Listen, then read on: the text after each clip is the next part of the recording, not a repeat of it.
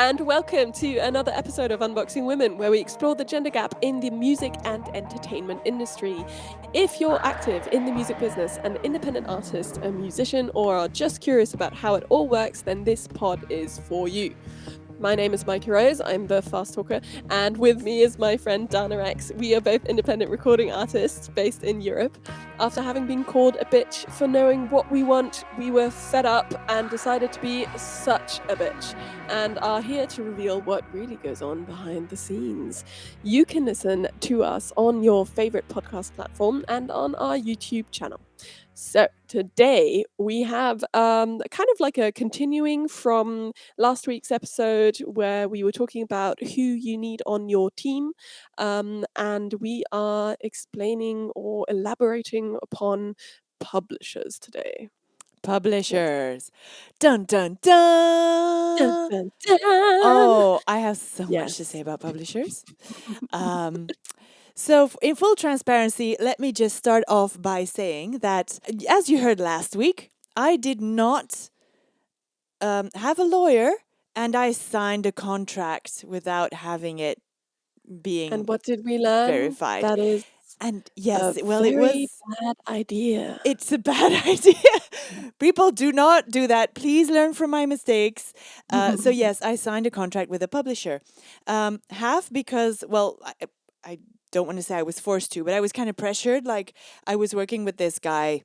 Let's call him one of the scammy managers, who is like, oh yeah, but I have this pal and and he does publishing and you need a publisher, you need a publisher, you need a publisher. So I'm like, okay, why do I need a publisher? Because he will push your music to sync. And I'm like, yes, I love that. I want Really my good music idea. to be synced. I'll quickly just explain what sync is to the people who don't know. Yes, sync is when they take your song and they use it in on TV. So in a series, a movie, advertising, anything else that you might sync up your music to, basically. That's where the name comes from. So sync is very lucrative, not only because you get an upfront fee from production company like Netflix or whatever, you get an upfront fee.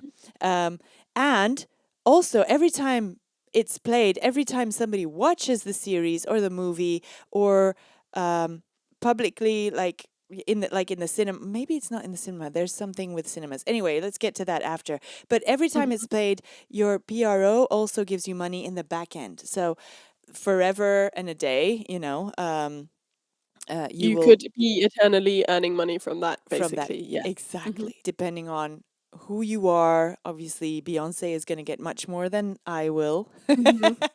And yeah, it's just a another place to give your music life, rather than only have it streamed by your fans or something like that. It's another way of getting paid as an artist for the art that you make. So yeah, sync is a big deal. Yeah, and it's sync. So the publishers are supposed to push your song to sync. You can obviously also do that yourself. I actually am doing that myself now. You create like a network, you work on that. It takes a lot of time and effort, but yeah, you can do that yourself.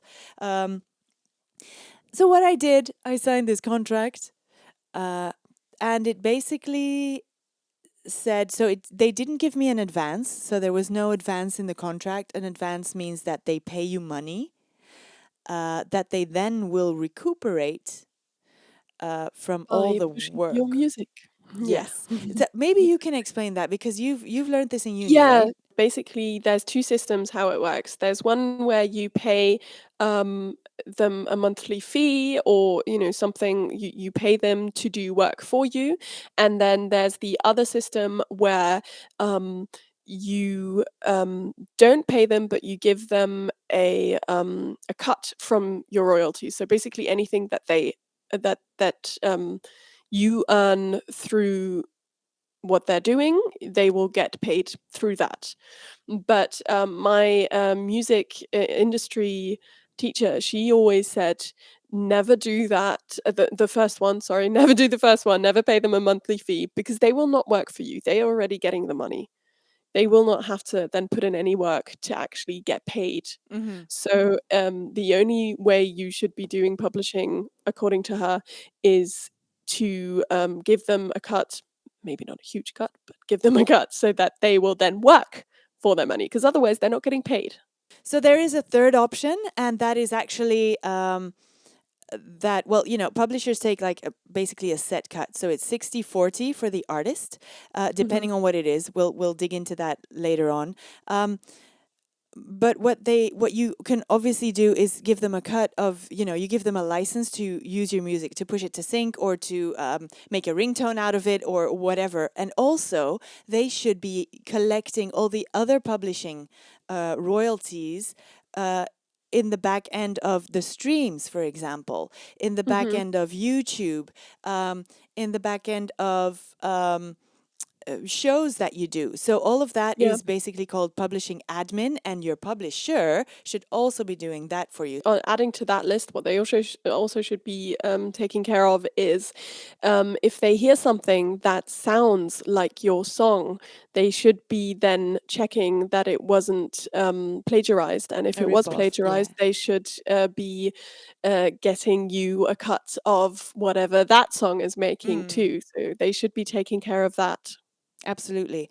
And so yeah, they have to actually, that's the work of a publisher. They have to do all these things. They actually just have to make your music work for you, so that it just generates money, and Hmm. that they should be collecting. So they will actually register themselves as your publisher with your PRO in your country, but also register your songs in the rest of the PROs in the world. That's actually what they should be doing. So what mine did actually is I gave them a cut, but Hmm. without an advance. So they did not give me money up front that then they would have to work for to make me money to be able to recuperate their cut.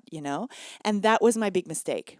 And my publisher just registered himself in all the PROs as the one, getting the publishing money.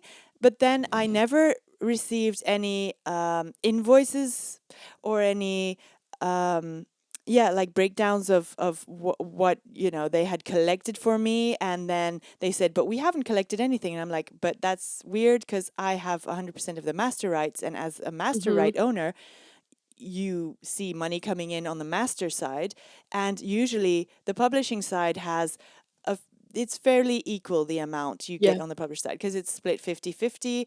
So whatever you're getting as a master kind of income, the publisher should be inning on the other side for the publishing income. So if I'm Hmm. getting master, why aren't you getting publishing? That was a red flag for me.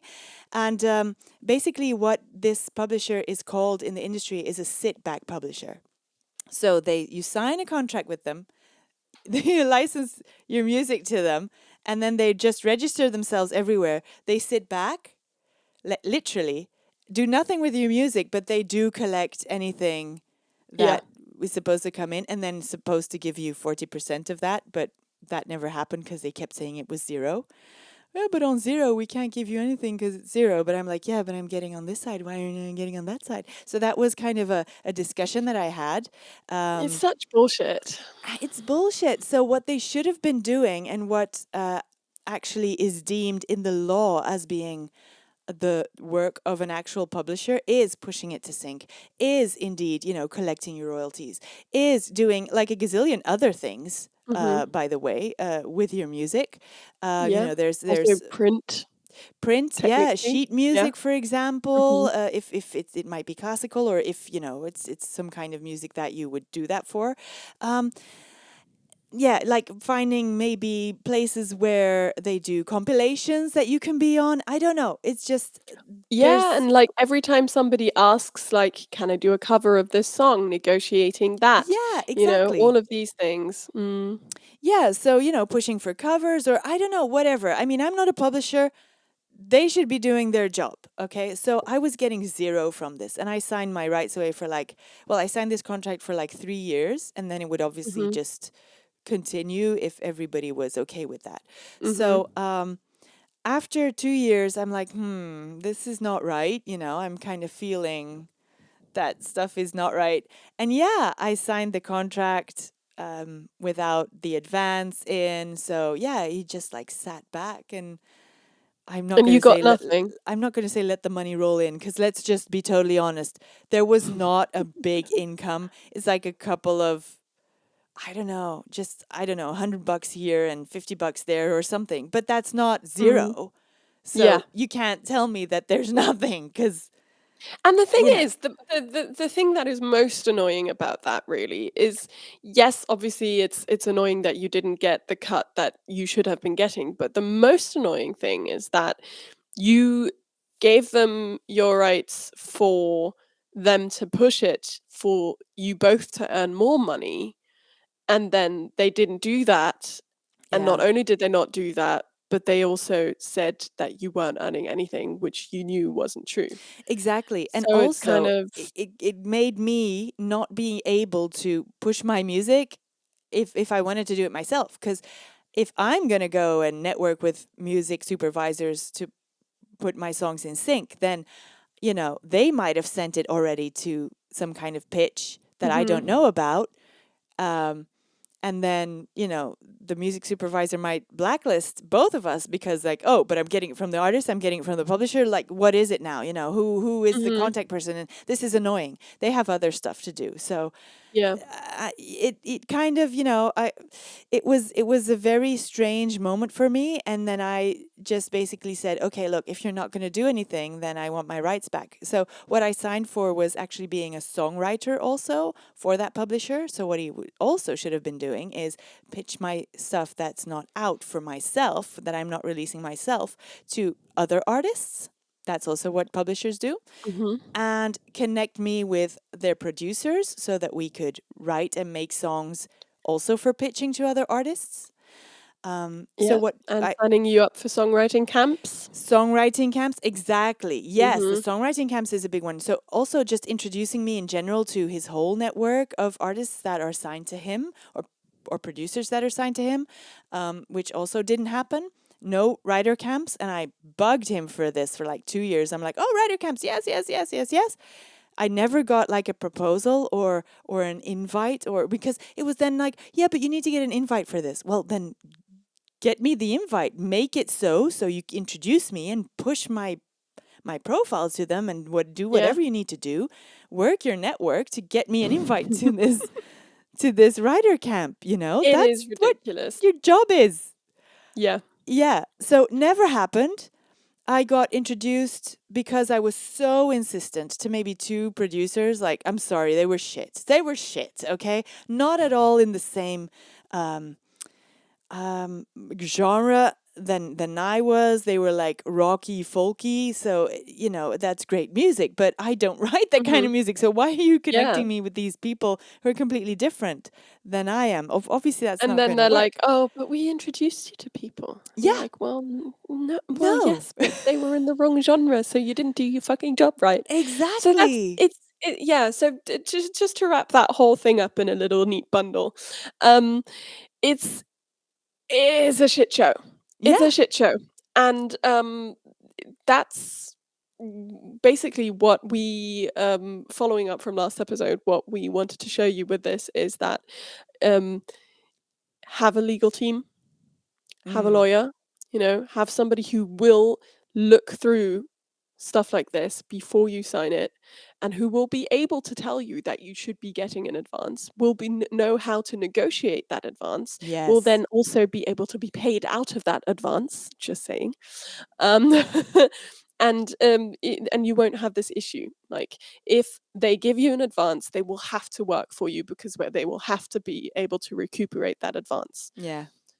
Don't get a publisher Don't unless you're just getting an don't advance. Yeah, and don't get a publisher when you don't need one, because we are often pressured into people saying, "Oh, but you needed this and you needed that." But no, just try it on your own first. Try networking in sync on your own first.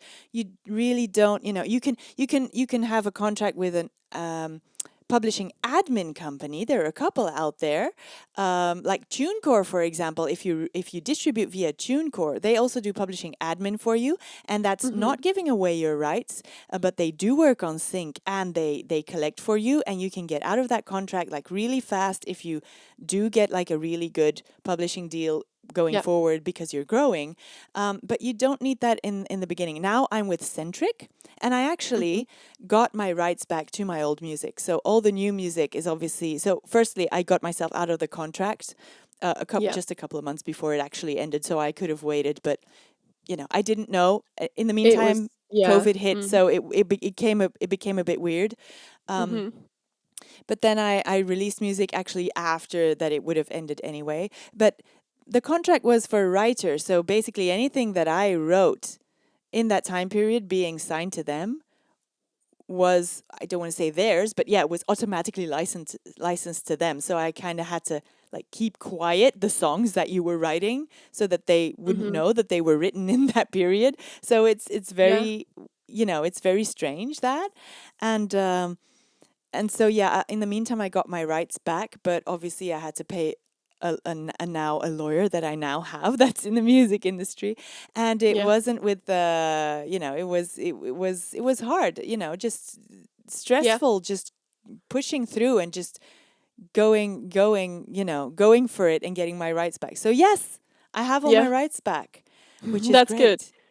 One other thing I would add that I learnt through my music business teacher, and I know that this is a thing you can do in Britain. I don't know if it's probably a thing you can do in all countries that have somewhat of an all right legal system. Okay. But what you can do in the UK, if you are certain that and you should only really do this if you are certain that you are not receiving the money that you should be legally getting, is that you can ask for An what's it called? accountant to go. Yeah. Yes. Yeah, I So had that in my there's a word contract too. for it. I don't know. Um, It's an audit. yes, you can ask for an audit. You can ask for an And audit. the only problem with that is that if they are right, you will have to pay the auditioner. Yeah. You will have to pay the audit, and that can be really expensive. Yeah. But if you are right, you will not only get what's owed to you, obviously, but then also they have to pay the audit, Yeah, but basically. I thought of that because it was actually one of the paragraphs in my contract saying that Mhm. I could do that, and it's just I don't know if we ended up threatening them with it, kind of, like saying, Mhm. oh, watch out because we're going to send an auditor, because it takes a lot of time. Even Yeah. if they don't find anything, it's so annoying because they need to like get their stuff in order, and it needs to be audited, and it needs to be they need to, the auditor is there for a week just bugging the Mhm. hell out of them. So Yeah. that was a big option for me to do that. Mhm. So Yeah. yeah, definitely that's one of the ways you can kind of pressure them into coming clean, let's Yeah. say. And yeah, I mean, it might be that if push comes to shove and you're like threatening to do an audit, maybe, what's this money suddenly come out of the bushwork? You never know what's going to happen. So yeah, just another thing I wanted to kind of share as a piece of advice. Yeah. And So yeah, I yeah, I think mean, you can contact me if you want to know more specifically about which one it was, or I'm not going to say that on the air, but you can DM me, or Unboxing Women, obviously, to yeah, ask us that question. So yeah, I mean, in a nutshell, just don't sign anything without an advance or without a lawyer who actually knows what he's talking about, who is from the music biz. yeah. Please, please, please, please, please. Because there are a lot of people out there who will just try and take advantage. Absolutely. And The it's sharks. really sad because, you're taking advantage of people's dreams, really. But Yeah. I mean, it happens so often in life. Not saying it's good, Yeah. but it just happens, and I think we should be prepared. I remember just I don't want to be this is the thing, I don't want to be giving anybody like stress or like disappointing anybody being like, "Oh, why should I go into the music industry if everything is like against me?" Because I remember sitting in uni having a Skype masterclass with Ruma, who is a musician. She's relatively well known in Europe, and she had gone through a lot of crap, like so much crap. Um, and I remember her telling her story and just basically saying, "Don't get into music, don't do it." And we were a To like a class of uni yeah, of a music uni class business of music, not music business, No, but music actual musicians. musicians.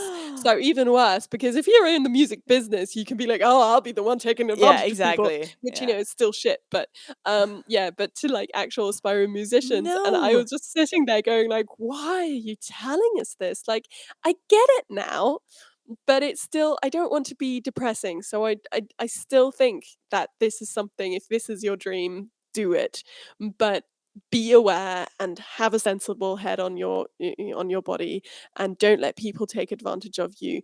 Get Mm. a lawyer, think straight, have, people Yeah. who know about the industry tell you about it, and don't listen to people from outside because they don't know how it works. Yeah, yeah, but even like people who say they're inside, they might just like I was just pressured into it by actually his pal. Mhm, The one guy owed the other guy like maybe it was money or whatever, or he's like, "Oh yeah, you owe me a favor. Can you get me like some more clients or whatever?" mhm. So that is that don't be naive basically, and educate yourself, and be aware that educating yourself about the music biz might take a long time because you are Yeah. going to make mistakes, and it's okay to just try not to make mine because you've heard them now. Exactly. So Don't make please. our mistakes, make your own mistakes. Tell us about your own mistakes. Yes. Let's wrap it up. Thank you for tuning into Unboxing Women. And if you've ever had any experience like this or anything that you want to share with us, send us a DM or tag us in your post. The banner is coming with the hashtag such a bitch. Or send us an email on suchabitch@unboxingwomen.com. Don't forget to drop us a like on Instagram or wherever you are listening to us now. And my name is Dana Rex, and I've been chatting with Micah Rose. Tune in to another episode of Unboxing Women next week. See you then.